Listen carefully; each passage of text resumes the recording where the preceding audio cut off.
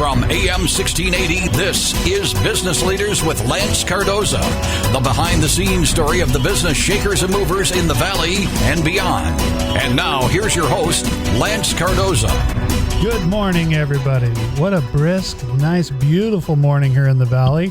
Here at Talk Radio 1680 KGED. I bring you another edition of Business Leaders Live, as we do every Tuesday morning at 9 a.m., and you can catch this episode and past episodes by going to lancecardoza.com. That's LanceCardoza.com.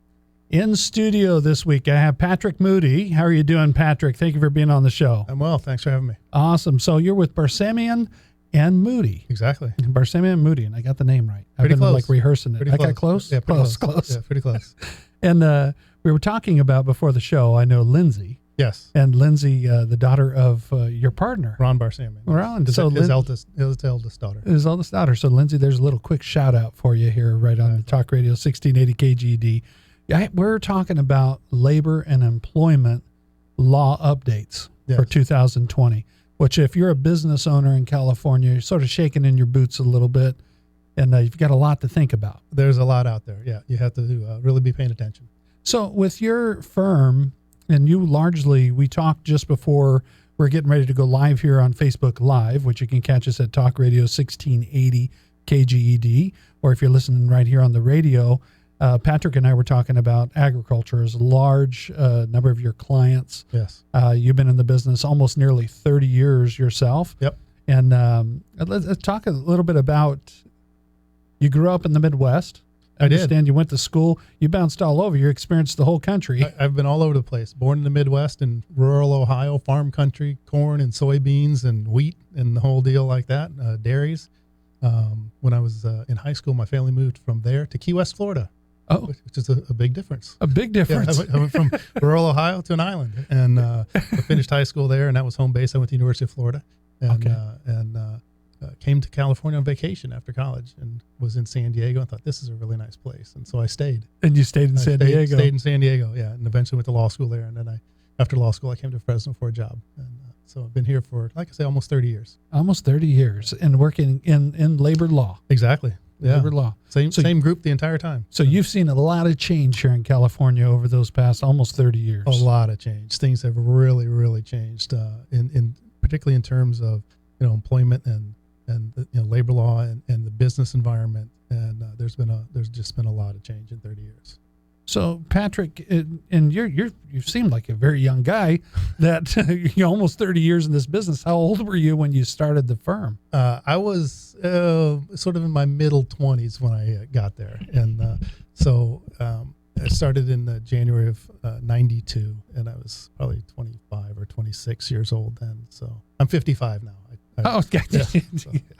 And long time. Yeah, long time. So, but you've been able to experience a lot of that change. Yes. And what's especially in the industry that you service mostly is agriculture. Yeah. So you've seen a lot of change, not only in their industry, but labor law and everything in between. Yeah. There's tons of response from the business community and the owners of ag operations to the various laws that come into play and the regulations that come into play.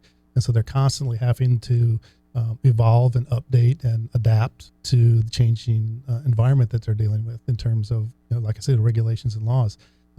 So there's always something they're trying to do.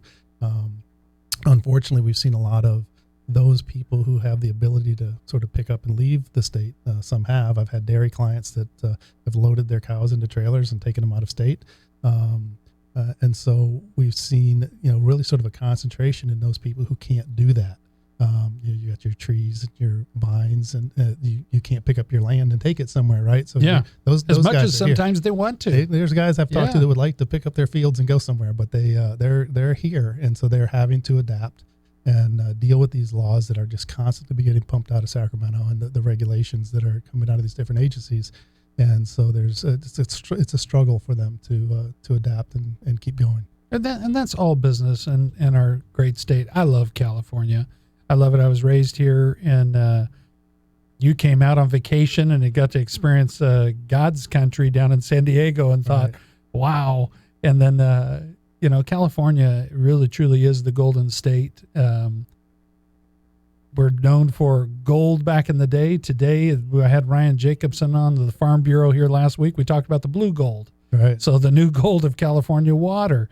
And so working with ag, I mean, you really, it's the salt of the earth when you're dealing with a farmer. Absolutely. And that's out there working it and being able to continue to put us on the map to be the breadbasket of the world and provide Absolutely. the world's food.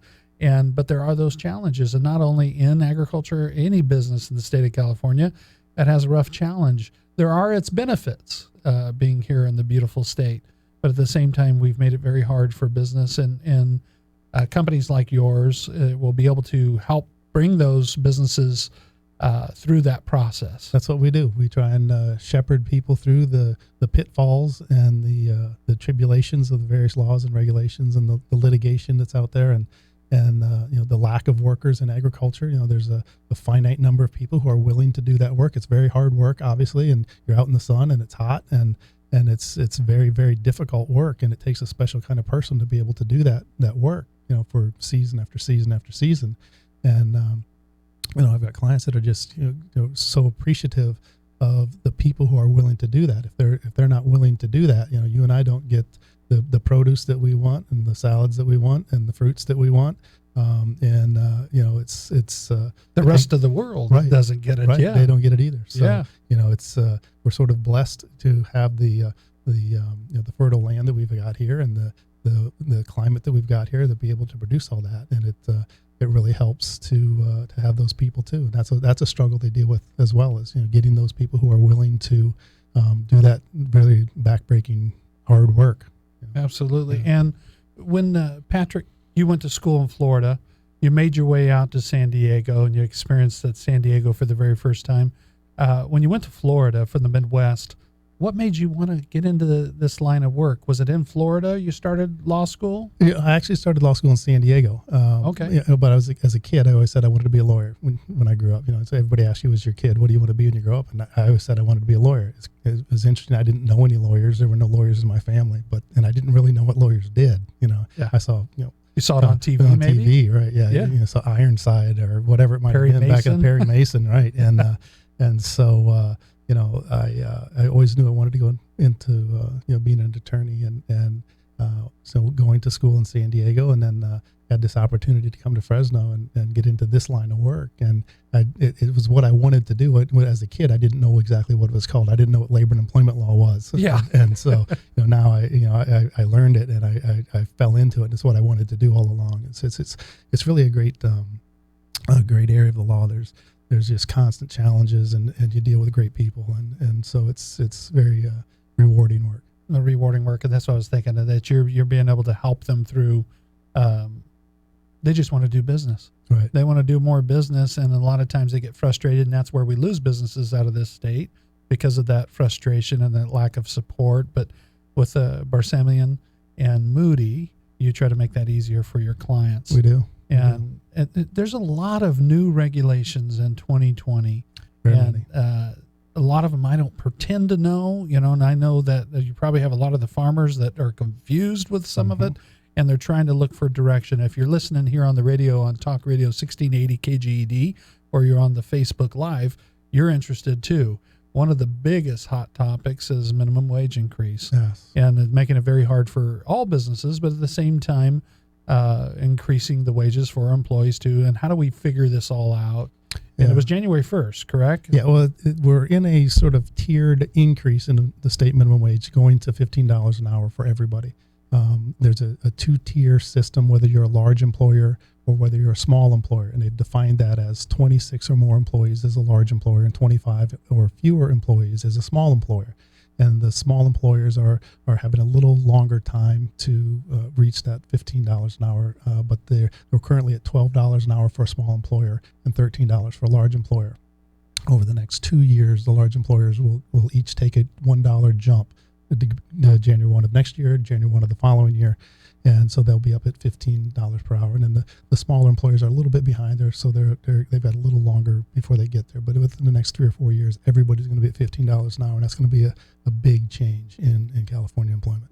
A big change for the business owners. Exactly. And And also at the same time, I think it helps people that are out there, hardworking people and people that are trying to get things done. But at the same time, we have to think about it. We want those businesses to stay here in California, and we all have to make it work together. But Barsamian and Moody, you'll be able to help those companies through that. We'll be right back with more Business Leaders Live. I'm sitting here with Patrick Moody. We're going to talk about labor law and some of those myths you might know. We're going to dispel them right here on Business Leaders Live. I think a lot of times people hear the scary stuff and they think, I'll switch it up with this one here. I feel these mics are they're good for the shock jock that's yelling. I was getting a lot of crackling and whatnot. Yeah. That's why. Oh, no worries. Oh, we're good. Yeah. I boosted as much as I could, And then this that's what I'm saying. This works a lot better for me. Am I okay with this? I'm fine. Okay, good. Yeah, I was getting a lot of crackling and whatnot. Yeah. Sort of going in and out. I could hear it. Are you going to switch to the headset? Well, no. Yeah. Him? Yeah. Okay. So how do you want to do that? Right here. Okay. Oh, got it. You do it. Oh, the button's on this side. Well, we're good. Hello, Facebook. You get to see the behind the scenes. The magic happens. Here we go. You're going to be like Al Michaels. You got a headset. There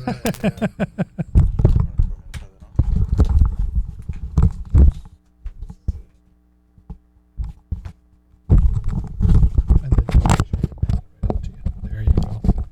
Let's do a check on audio. Can you check with his audio? Make sure you're good.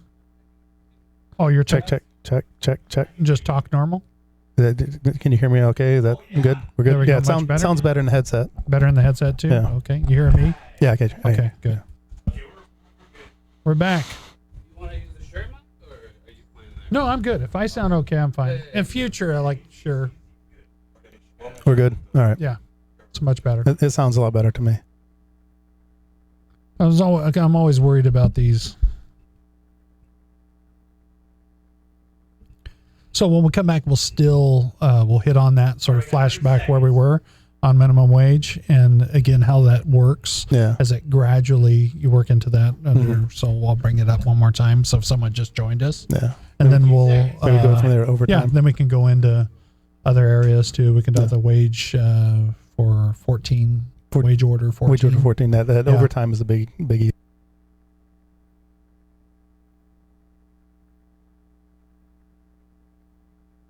You are listening to Business Leaders with Lance Cardoza, the behind-the-scenes story of the business shakers and movers in the Valley and beyond. Once again, here's Lance Cardoza. Welcome back, everybody. I have Patrick Moody in studio. And Patrick, you've been almost 30 years working in labor law, and you found yourself going to school in Florida. You came out to the beautiful San Diego, grew up in the Midwest. Right. And you would have thought you'd have been a farmer. Right. Yeah, exactly. But you're now helping farmers get through the process of the legal ramifications of doing business here in California. And in 2020, there's many laws that are a little confusing to people. They hear the January 1, minimum wage is going up to $15, and everybody about has a heart attack. Right. Like, how am I going to be able to stay in business? What do I do? But there's certain rules and regulations on the size of business, under 25 or over 25, right, and how soon you need to ramp up to that. And we briefly touched on that before the commercial break, but Patrick Moody in studios right now here on Business Leaders Live. Tell us again how that works. So if you're below 25 threshold of employees. Right. So they've divvied it up between large employers and small employers, and they define that as 26 and up is large and 25 and fewer employees is a small employer. And so you're on a different track as to when you're meeting that $15 per hour minimum. And so for right now, as of January 1 of this year, it's $13 per hour for large employers and $12 an hour for small employers. It's going up a dollar again next January 1 for large employers. The year after that, it'll go to $15 per hour for large employers. So January 1 of 2022, large employers are at $15 an hour. Does that mean if you're a small employer at 12, so next year, January 1, you'd be at 13? 13. So it's an hour 14, increase then each. 15. So Got they've got a little longer time before they have to hit the $15 per hour. And that's a really big impact on the bottom line of business in California. It's obviously we were at $10 an hour a couple of years ago, and now we're going to be at 15 in just a short amount of time, and it's hard for business to be able to recoup that. You can only raise your prices so much, and so it's difficult to get to that. Pass that on to the consumer. It's very difficult. You mentioned during the commercial break, and we were talking about, and I see it all the time, is when you first started in labor law, you had a lot of manufacturing companies that you represented, We and did. a lot of them are gone. Lots. I started again in early 1992, and our firm represented. We've always been sort of an ag-centric firm. My partner came out of Western Growers Association, and so we've always sort of been ag-centric. But we did have a lot of non-ag clients that made various things, and all of our clients who made things have picked up and left the state to better business environments. I've got one client now that's a manufacturer in California, and they've actually got a plant now in Nevada, and they're slowly but surely moving to Nevada. So those people who can pick up and go, lots of them have. Yeah. Very frustrating. And this is one of the reasons. The federal minimum wage is $7.25, and so lots of states don't have state employment law, minimum wage laws. A lot of these laws that we have in California, lots of states don't have those, and so there lots of people are moving to better business environment for them. And you mentioned too with ag businesses too, a lot of them probably would fled the state if they could, but a lot of them, they can't pack up the dirt and the trees and everything else. But dairy farmers have packed up the cows, and I've certainly had dairy cows dairy clients pick up their cows and leave the state. And I've talked to lots of people who farming is one of those unique industries where it's generational. Dad was a farmer, mom was a farmer, my grandparents were farmers, my great grandparents were farmers. It's generational, and I've talked to lots of clients who've been involved in dealing with the difficult business environment we have in California, and saying, why am I still doing this? Is it time to sell out? Is it time to sell to a developer who's going to put in housing and take out my family farm that I've been farming for 5 generations, kind of thing? And I talk to people about that all the time, and it's a big issue. It's a legacy thing too. As a farmer, that's where maybe grandpa or great grandpa planted his flag and said, I'm a farmer. And then you're years down the line carrying that legacy. Where do you go next? And that's very challenging and frustrating. It is. And even like you said, when they want to try to relocate into a different state, they're leaving it's almost the motherland. It's where it all started. Exactly. And that's hard to do. Yeah. And to sell it to a development, to put homes, very hard to do. So very frustrating. So, and on top of all that, then you have employment laws that you have to deal with, and minimum wage increase. Talk to me about, there's wage order 14, and what that means for ag companies. So the state has developed a series of wage orders that apply to different industries. So you have a transportation industry. There's a movie production industry wage order. There happens to be an agricultural occupation wage order, which is wage order 14. So if you're a farmer, wage order 14 is important to you, because that sets forth lots of the basic day-to-day rules that you got to follow in terms of hours of work, rest breaks, overtime, all those kinds of things that you have to deal with on just a day-to-day basis, and it's specifically geared to agriculture. And one of the big things that was always distinct for wage order 14 from the other wage orders was that wage order 14 did not have the same overtime rules. So all of the other wage orders except wage order 14, you have daily overtime after 8 hours and weekly overtime after 40 hours in the work week. Wage order 14 was always unique in that it had a daily 10-hour overtime rule. There wasn't a corresponding weekly overtime rule. Now, there's a special rule for the 7th consecutive day in a work week that applies to all the wage orders. The 7th consecutive day is always overtime. But agriculture had this exemption from the 8 and 40 rule, and had this 10-hour overtime, daily overtime rule.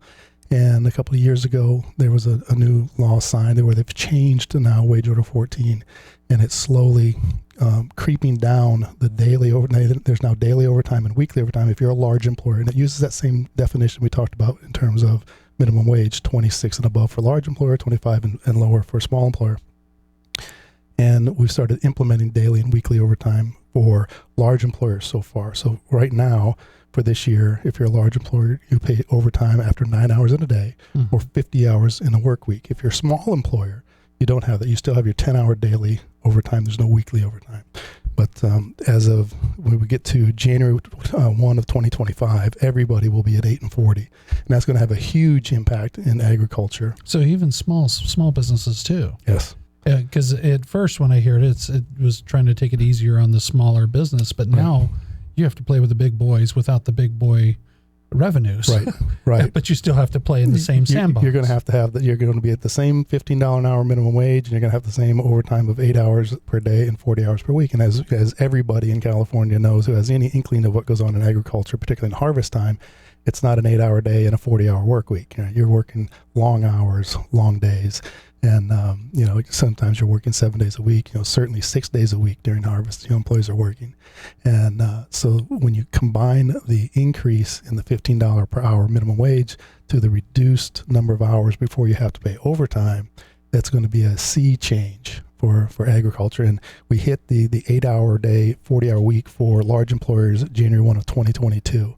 And so we're really going to see how that's right around the corner. That's right around the corner. Right 2 around years. the corner for a business. Less than 2 years. And so what do you, if you're a business and this is really where it's eye-opening, because you see someone that's listening on the radio and they work in the workforce and they think, yes, this is great. But at the same time, businesses need to exist so you have a possibility of employment. Right. And we don't need businesses to sell off their property and move, or decide to take a government job and just not be a business owner anymore and do something different. And that's why I tell people all the time, your vote matters, and you need to voice your opinion, especially as business owners. We get so business oriented. We're so stuck in the rut of working in our business. A lot of times we don't get a chance to work on our business and outside the walls of our business to influence our politicians and our politicals on what really is impacting your business and where you need help. Because a lot of times they're making these policy decisions, they're making decisions that sometimes aren't good for business. And it might be good business for the state, but at the same time, in the repercussion, the ripple effect it causes could be very detrimental to employment. Yeah, I see a lot of these things coming from there's sort of this small group of people that write a lot of bills, and so you see a lot of the same legislator writing bill after bill after bill that affect this. And when you look into their background, they've never owned a business, they've never had employees, they've never had to budget, they've never had to comply with minimum wage or overtime, and so they don't understand the impact. They're just looking at, hey, it would be great if everybody made $15. Oh, well, yeah, that would be great, but is that really reasonable? It would be great if everybody got overtime after 8 hours a day and 40 hours of work, but is it truly feasible to do that? Well, it'd be like saying this peach is $2, but wouldn't it be great to charge $12? Yeah, sure, it would be great. Because that's what we're going to end up doing. And then at that point, do you think the peach farmer is going to be in business much longer? He's going to be very wealthy because there won't be very many peach farmers anymore. And if you really want a peach, it's going to cost you $12 to $20. Right. But that's where we're headed. Right. And we've got this nominal wage increase going up with the minimum wage. And, so I and the change in overtime rules. And so lots of people are saying, well, that'll just increase the number of people who are willing to work in agriculture. But I don't really see that. We've got sort of this finite group of people in California who are willing to do this very difficult work, and that's not increasing. So you see a lot of farmers now are expanding into H-2A and bringing in foreign workers under the H-2A program because they simply can't get enough people who are willing to do this kind of work. Again, like I said, it's very labor intensive. It's very difficult work, and so you've got people who are now being forced to bring in foreign labor under the H-2A program, and there's all sorts of tinkering that they talk about at the federal level on what they're going to do with H-2A, and nothing seems to really ever get done. There's lots of talk, but not a lot of action, and that's a federal issue. Wow. But then you also see lots of agriculture looking at ways to mechanize. Are there ways to pick different Robotics things different via things, yeah. machines and robotics, Machines, and yeah. so there's lots and lots of advancements in mechanization so that people can still operate their farms with fewer people, because it's harder and harder and harder to get people. And with this increase in the wage, it's going to be $15 an hour, but if we're all fighting over that same small little group of people who are willing to do this work, and you're paying $15 an hour, and I want to get those employees, I'm going to pay $15.25, and then you're going to say, well, I'll pay $15.50. And so we're really going to see this artificial increase in the minimum wage. Probably now. It is. It is. It's And so happening now. They're battling for employees. You're seeing this sort of this artificial push up of the minimum wage beyond what's getting required by the state, just because, again, we've got this finite group of people that everybody's sort of fighting over and saying, I need people, and so I've got to pay more and pay more and pay more. And I can see it. And the World Ag Expo just wrapped up last week, and you saw a lot of robotics and a lot of technology. Yeah. And because it's highly needed, but at the same time, at a major cost. Right. It's very expensive. Very expensive. And what does it pay off? And again, you get in that quandrum where you're trying to figure out, what do we do? Do we sell it off? Right. Do we sell off the property? Do we end the business and let it be a development? Right. Yeah. Do we seal the ground because we don't have the water? Right. We don't have the employees. What do we do? Yeah. And then this doesn't help. Yeah, there's a lot of people out there making very difficult decisions about what am I going to do in the future? Are my kids going to want to deal with this? If you've got kids at Fresno State or at Cal Poly who are looking to become farmers, is that something that they're going to want to do in the future? We don't know. It's a big challenge. It's a big challenge. Patrick Moody, how do they give your website if someone's listening and they want to find out more information? Where do they find details? We are theemployerslawfirm.com. Theemployerslawfirm.com. Perfect. And that's Barsamian and Moody.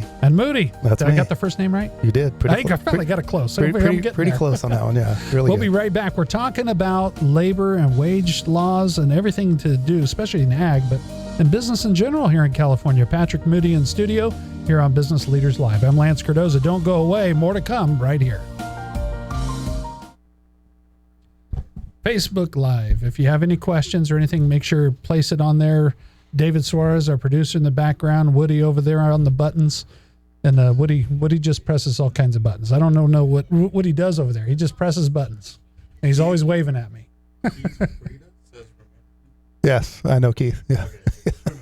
Oh, Keith is on there? Yeah, apparently. Yeah. He's on Facebook. I do remember Keith. Yeah, you remember Keith? I do. Yeah. Say hi to Keith. Hello, Keith. It's been a long time since I've talked to Keith. It's been a very long time. Yeah. Good guy. Ever since he got out of jail? Right, exactly. Yeah. But Keith is a prime example of one of the perks of representing farmers is they bring you produce and fruit and whatnot. Every time I go visit a client, I come back with something. And Keith used to bring us stuff to the office. And so he I remember one time he brought in a couple of great big bushels of onions and stunk up the whole office. So, yeah. Did you send him a bill before that? We should have sent him a bill for the stink of the onions. But yeah, that's one of the perks of representing farmers in California. You get lots of produce and vegetables and fruit. Patrick, I think you might show up at the office and Keith is probably right now loading a box up. Right, yeah. I'm going to have onions in the office today. So yeah. He's heading there now. That's funny. Good stuff. So, and again, for our Facebook Live viewers, the website to find out more information. Theemployerslawfirm.com. Theemployerslawfirm.com. Perfect. Oh, it is on the screen too. So there we go. You're right. On the lower third of the screen there. And well, just in case, maybe they're not watching their phone. All right. Got to hear it. Yeah.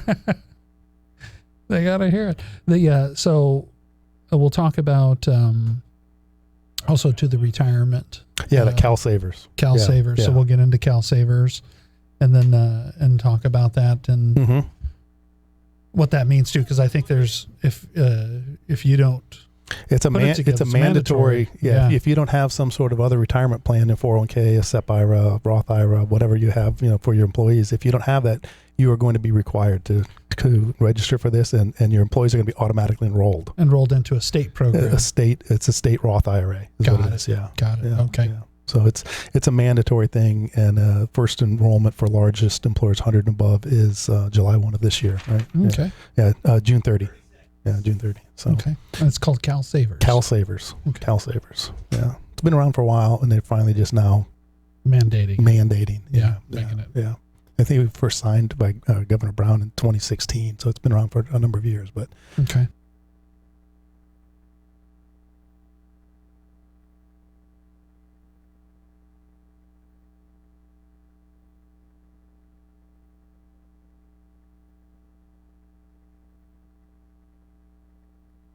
Giving you the inside story of business leaders in the Valley and beyond. This is Business Leaders with Lance Cardoza.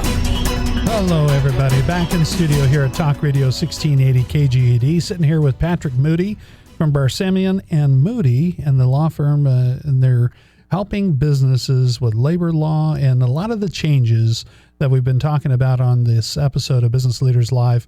If you're a business owner or an employee, it's good information to know that 2020, there's a lot of new things in effect. As every year, it seems like, Patrick, there's new policy after bill. every January 1, there's a whole deluge of new things you have to be aware of and be ready to comply with. Yeah. One of the things that was interesting to me, but was as you said during the break, if you watch our Facebook Live, you'll catch us having discussions during the commercial break, but Cal Savers. And Cal Savers is something that's been in place.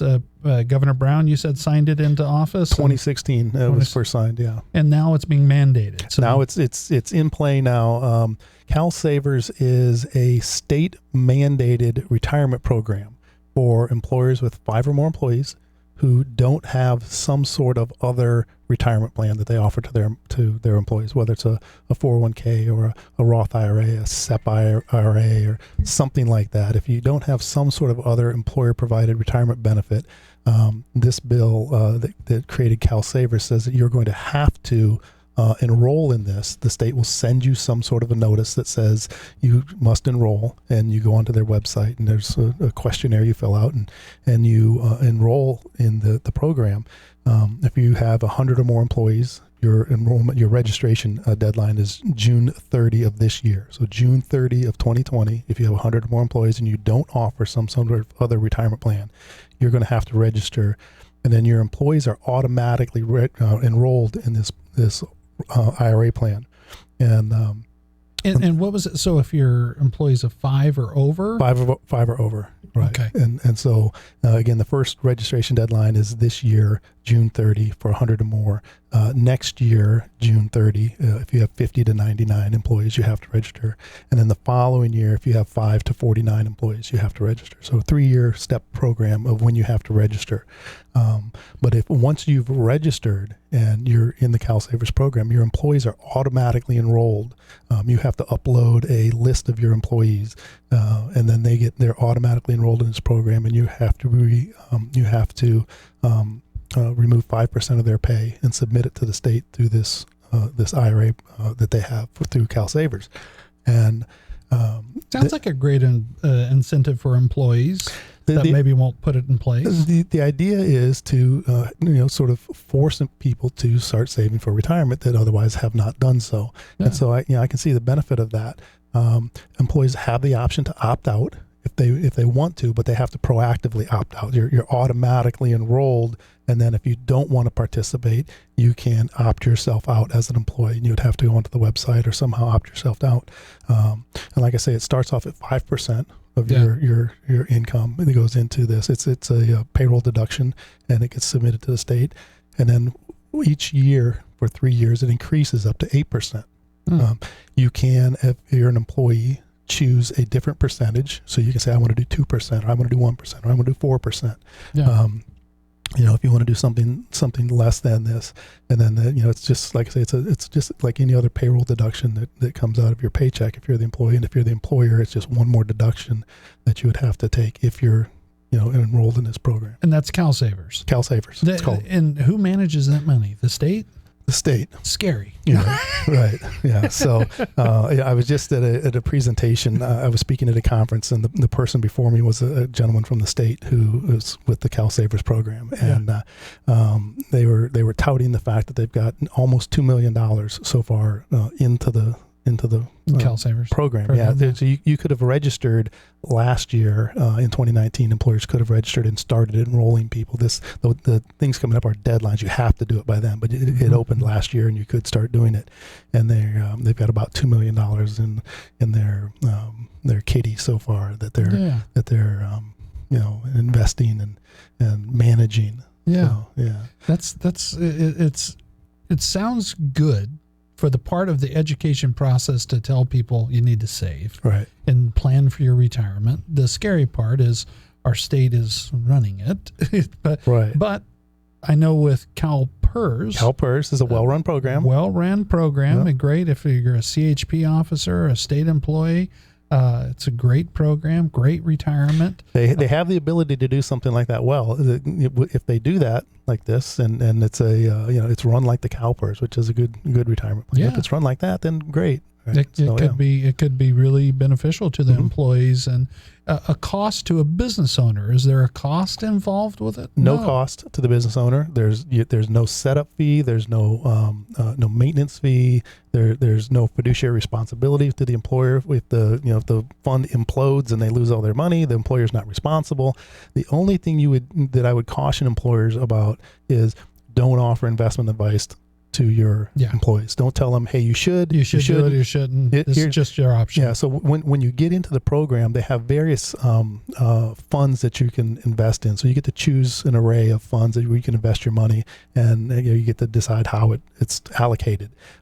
Absolutely do not tell your employees how to allocate their funds, because once you've done that step, if you're telling them how to do that, now you might be creating fiduciary responsibility because you've told them how to do it. Yeah, there's liability involved with could that. Could be. Yeah. Could be. So, but yeah, in terms of the setup, there's no fee. There's nothing. All you have to do is upload the list of employees that you currently have when you hit your registration deadline, if you don't do it before, and then you'll have to update it as people come online. You hire new people, then they have to get enrolled within 30 days, and you'll have to upload that information to the state website. And that's the CalSavers program. So business owners out there listening, that's something you need to keep in mind with the CalSavers. And the deadline for that is January 30th. For large employers, 100 or more. January 30th this year, and then January 30th the following 2 years. So mid-size employers next year, small employers the following year. And small employers go all the way down to 5 employees up to 49. To 49. 49 right. Exactly. employees. Yep. So, and anybody listening to the radio here on Talk Radio 1680 KGED,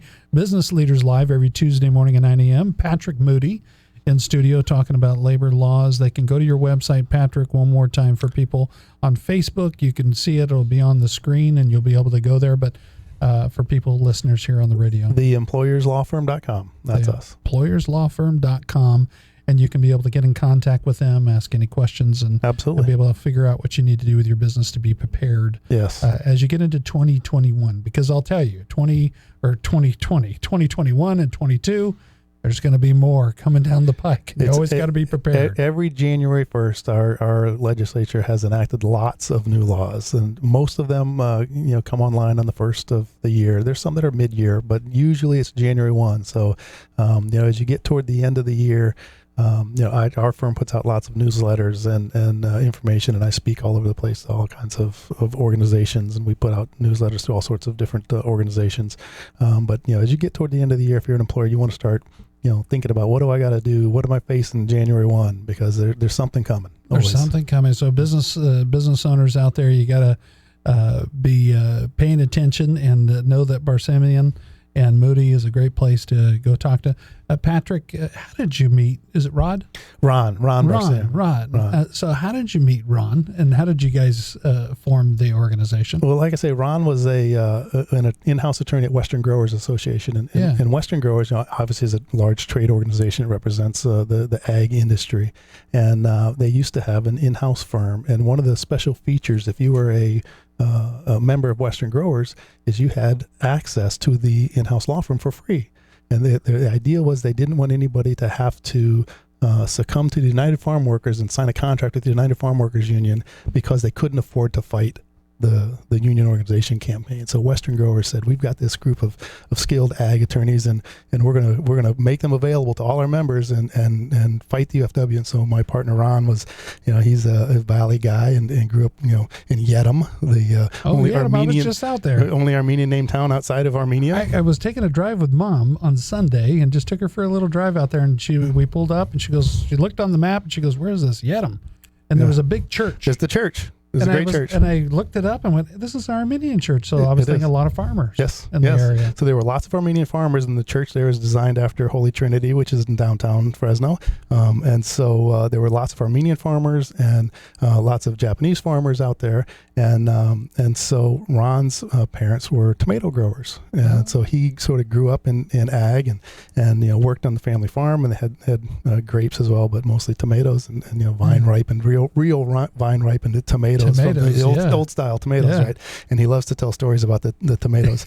And then so he grew up wanting to represent ag employers. So went to law school with that mentality, and got out of law school and it was immediately hired by Western Growers. And so he was in-house at Western Growers for a number of years, and then came to private practice in Fresno. And he was a partner in the firm that I originally was hired, and I was hired by his partner.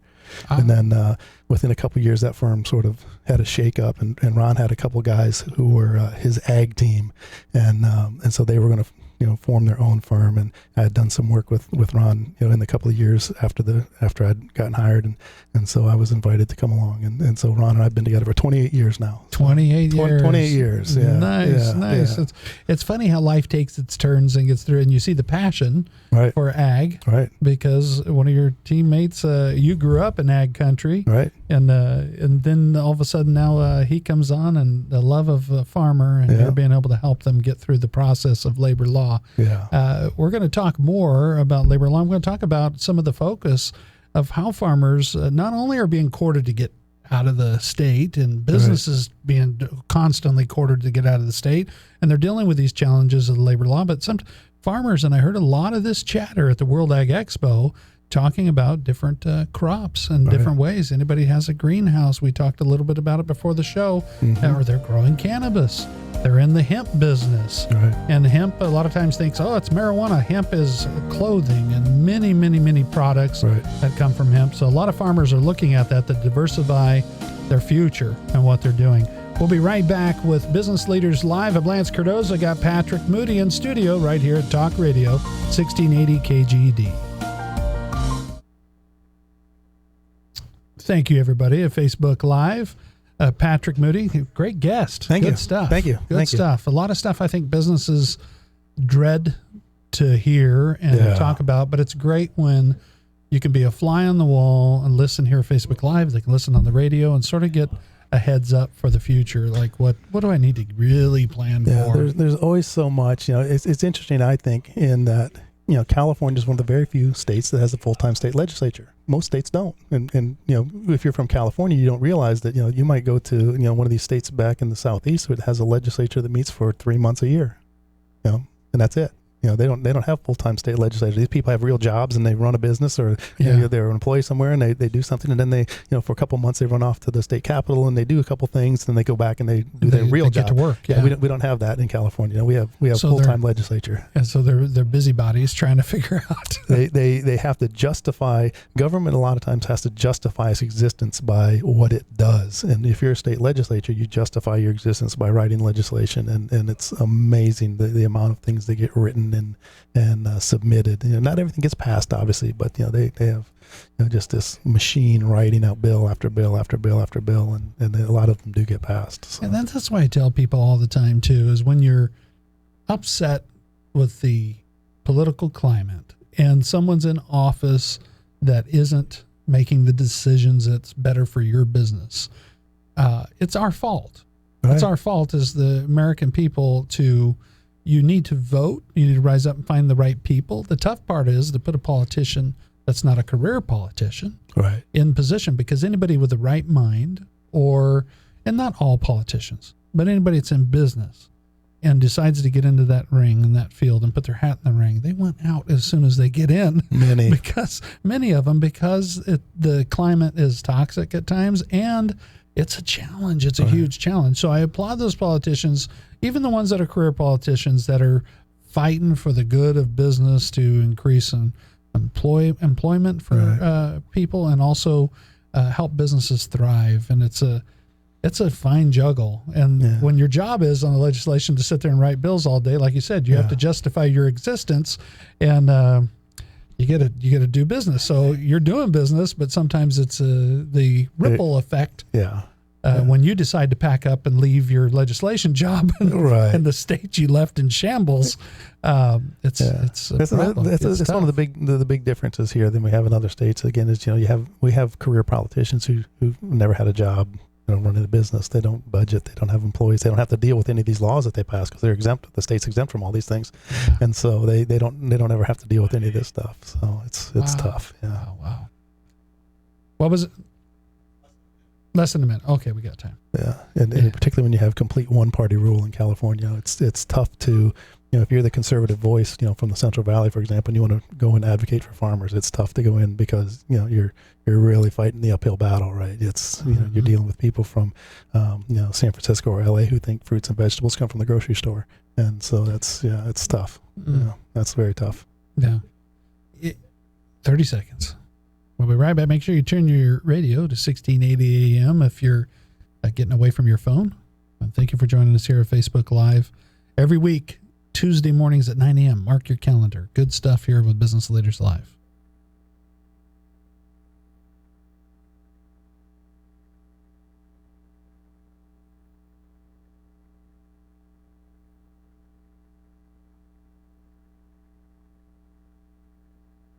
You are listening to Business Leaders with Lance Cardoza, the behind-the-scenes story of the business shakers and movers in the Valley and beyond. Once again, here's Lance Cardoza.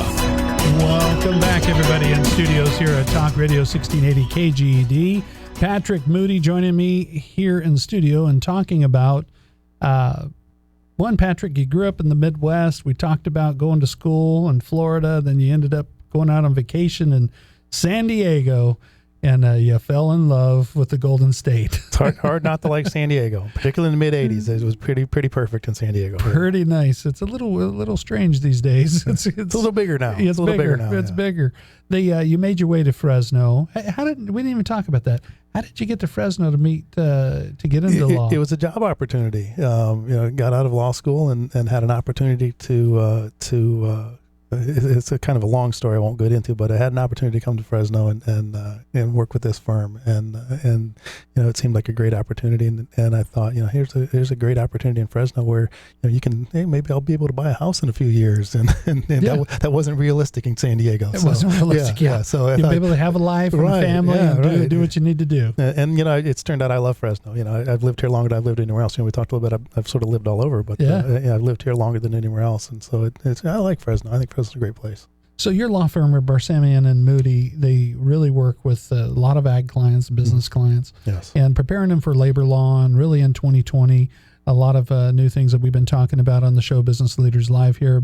One of the things before the break, and it was a topic at World Ag Expo, farmers that are planning to diversify. And you mentioned before the show, anybody has a greenhouse out there today that maybe had flowers or something in their greenhouse have either leased out their greenhouses or have moved towards cannabis and growing cannabis. But there's several challenges in that field still today as a farmer is looked at maybe getting into hemp, which hemp's used many products. And you deal with the farmers, so you know more, but I know clothing and many products hemp that could come be from used hemp. for just anything that you could use cotton for, and I certainly don't want to offend our cotton farmers, but anything you can use cotton for, you can use hemp for, basically. And my family was cotton farmers, Carreros, and I know they're probably going, don't talk about hemp. But it is a product that's out there that farmers are really looking at. There's a lot of people looking at hemp as a crop that they can grow in California, and obviously cannabis is a huge growth industry. Since it was legalized for personal use in California, we've seen just an explosion of of cannabis operations. Lots and lots and lots of companies getting into it, and dispensaries going up. And so you've got the growing side, you've got the manufacturing side into the different cannabis products, and then you've got the distribution side in the dispensaries. And so it's a booming industry. Lots of cannabis is grown indoors, and so if you had a greenhouse or whatnot, you can lots of them have been sold for cannabis operations. And so same thing with hemp. It's just sort of an explosion where they're able to use that for so many different things. And so it's an ability to look at something that's a little less employee labor intensive, where they can still make money on this product using less employees. And so that you also see that in terms of other things where you've got people getting out of row crops, or the wine grapes, or not necessarily wine grapes, but raisins, table grapes, where people are pulling those out and putting in pistachios or almonds or citrus. But really, a lot of the nuts are really taking off walnuts. A number of years ago, everybody was selling off their walnut trees for the burls to make wood products out of the walnut burls, or replanting it for almond and waiting for the yield to come. Yeah. But now we're seeing people are replanting walnuts, and so we're seeing sort of a reemergence of walnuts. And so big overseas, right? So I know almonds overseas is really big. Almonds are huge overseas. You've got places. You have I just heard a story recently about the almonds in India, where in the public school system in India, they provide almonds to the kids. They give them a certain number of almonds each day as part of a snack program in the Indian public schools. And so you got these kids go to school to get these almonds, and they're like, "Oh, Mom, I like these almonds. Go buy me some almonds at the store," right? And so there's a huge export of California almonds to India. And I'm sure walnuts are following that also too, and coming up through the ranks. Yeah, it's a tough world out there being in business. There's so many different directions, and as a farmer, and we talked about legacy, and even your partner, talking about with Ron too, as farmers growing up and having other family farms, and seeing that world to where it is today. It's a tough business, not only to be in agriculture, but really tough. But just in any business in California. Right. So the best thing and the best advice is always be prepared. Right. And be prepared as you would as a business, and try to figure out how you don't have to charge $12 for a peach. Right. Because your consumer isn't going to go there. Right. So how do you prepare and plan? And a lot of times you start with partners like your partner Rod and yourself, Patrick, that you guys can go in and come to the table and say, "Help me." Right. Help me be prepared and help me grow this business. And that's what you folks do. And how do they find you one more time? To your website? Anybody's just tuned in, it's looking at labor laws. You can be an employee and also be looking for information. There's lots of info out there. We're Barsamian Moody. We're on the web at theemployerslawfirm.com. You can call us in Fresno, 559-248-2360. We're pretty easy to find. You can Google my name and I come up. So and you come up there. Pretty easy to find. Yeah, pretty easy to find. I always like to do it on my show. I love bringing business leaders. We talk about the trials, tribulations, how you got to where you are today, and tell their story. One of the things I like to do is to where if someone sees Patrick Moody and wants to have the opportunity to just have some dialogue with you and find out something about you, something that maybe someone doesn't know, that's a hobby of yours, or something you like to do, or when you grew up, it was something funny that you always knew you were going to be an attorney. That's what I said. But is there something out there that maybe not everybody knows about Patrick Moody? Well, I love to ride motorcycles. I've ridden motorcycles my whole life. My brother, I had a brother who was 4 years older than me. My dad bought us a little mini bike like every father did in the Midwest. We had a little Honda Trail 70. I was 5 years old or whatever. And so I've ridden all over, and I just recently completed a trip through Europe on a motorcycle. So very cool. A lot cool. of fun. Yeah, a lot of fun. 6 countries and 10 days, and so it was fun. Yeah. Wow. So I love stories like that, because if you're sitting across a room, or you're at a service club or somewhere where you see Patrick Moody, you love motorcycles, you know someone that does too. Go over and shake his hand and say hi and introduce yourself. Exactly. And do more business, because that's what it's all about. Patrick, thank you so much for being on the program. Thanks I really appreciate it. And labor laws, and we'll we'll make sure we follow up on some of those laws as the years come right here on Business Leaders Live. Every Tuesday morning at 9 a.m., please join me here, right here on Talk Radio 1680 KGED. You can catch this episode and other episodes by going to lancecardoza.com. Thanks again. Have a good week and do more business right here at Business Leaders Live.